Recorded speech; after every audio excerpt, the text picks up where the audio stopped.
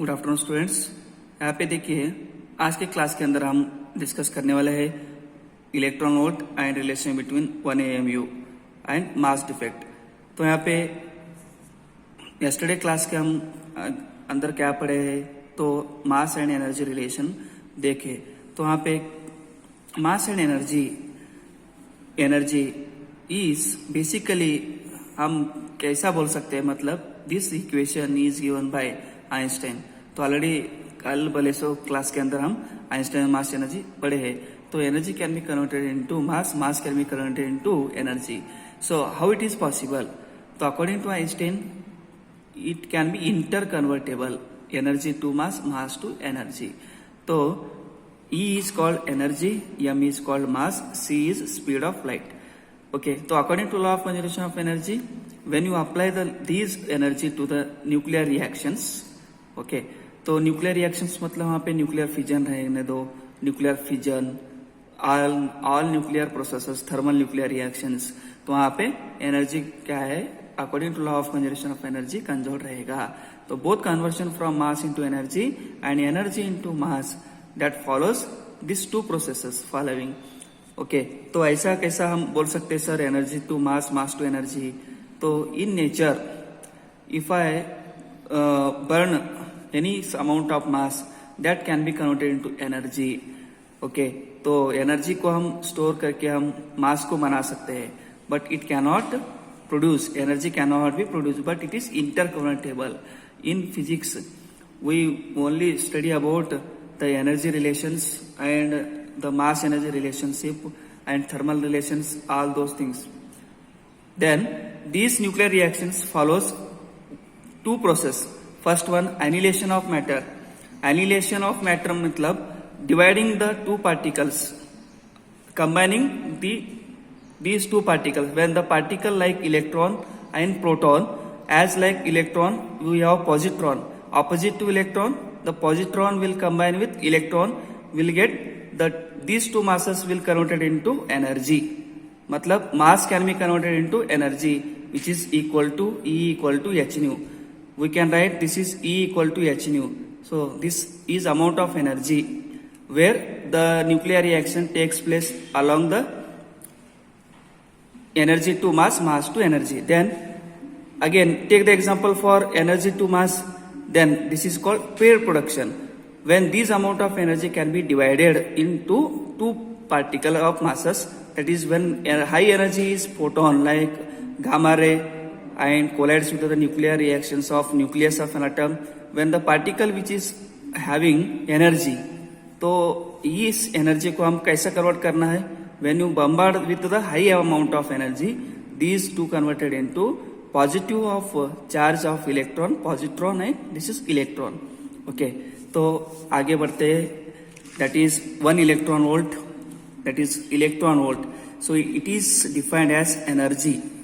तो electron volt क्या है? Energy amount which is traveling in 1 electron through a potential difference of 1 volt.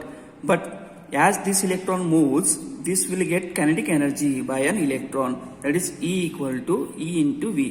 This gain by energy E into V यानी कि volt है। तो 1 electron का वैल्यू कितना रहेगा? 1 volt into charge of electron, therefore 1 into 1.60 two 10 power minus 19। Okay, so volt आएगा, तो multiply करिए, we will get 10 power minus 19। अगर से इसको मेगा इलेक्ट्रॉन वोल्ट मतलब 10 पावर 13 कन्वर्ट करें तो क्या आएगा? Mega electron volt. So we can express in mega electron volt in the power of joules. As it is relation between 1 AMU and electron volt कैसे लिख सकते हैं हम?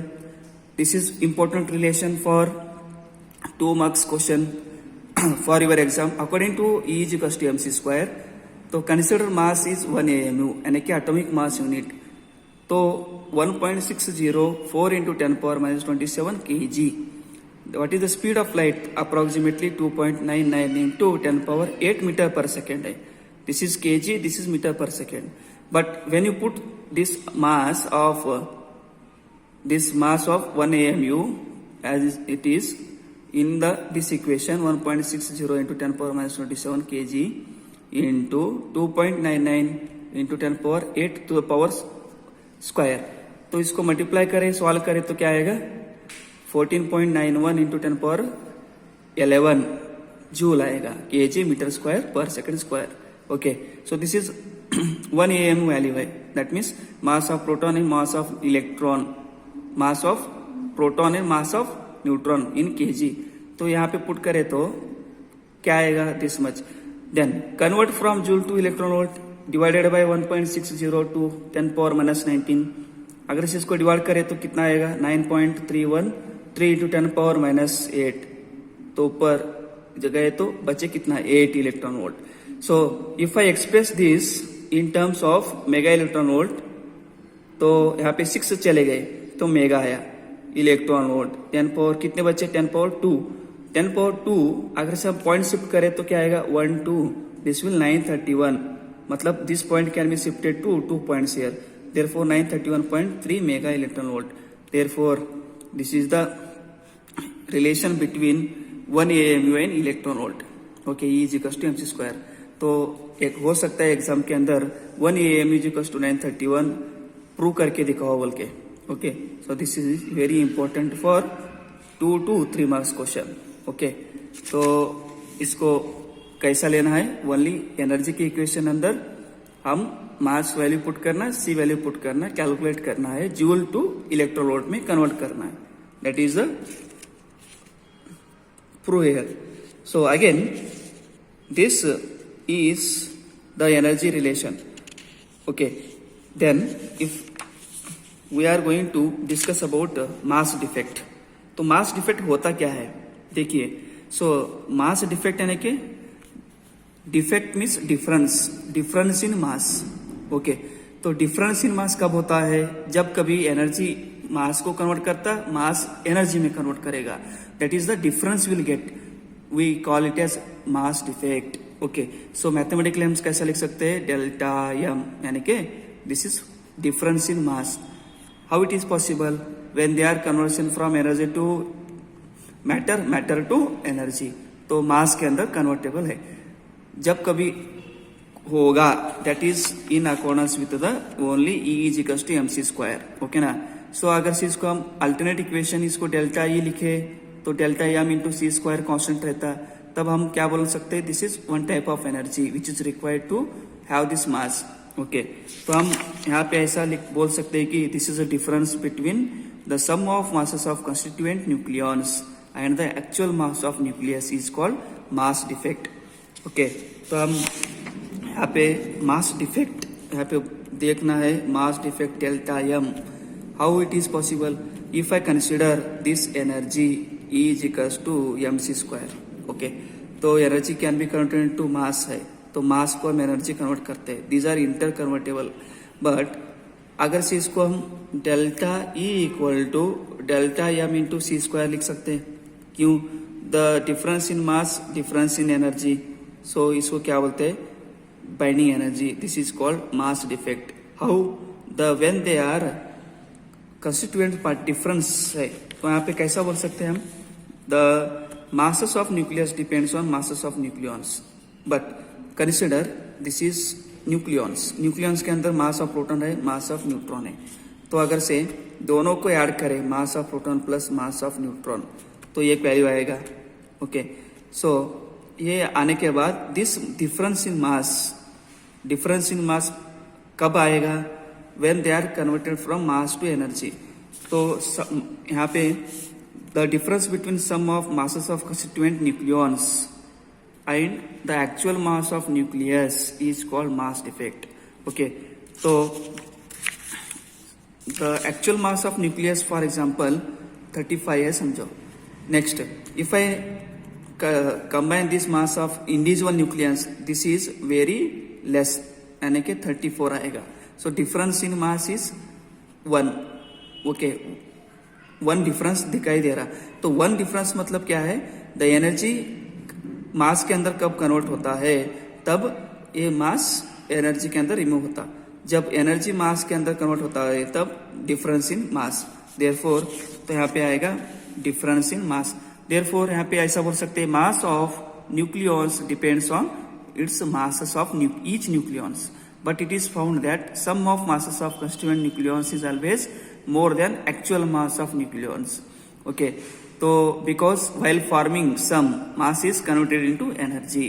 तो जब कभी दो न्यूक्लियॉन्स एक न्यूक्लियाई होते हैं तब क्या होता, दिस टू एनर्जी मासेस, एक मास बन रहा है तो तब थोड़ा अमाउंट ऑफ एनर्जी रिलीज होगा. ओके, तो थोड़ा अमाउंट ऑफ एनर्जी रिलीज होता है. यहाँ पे हम उसके लिए हम कैसा बोल सकते हैं, that is delta M equal to Z into mass of proton plus A minus Z into M N minus of M.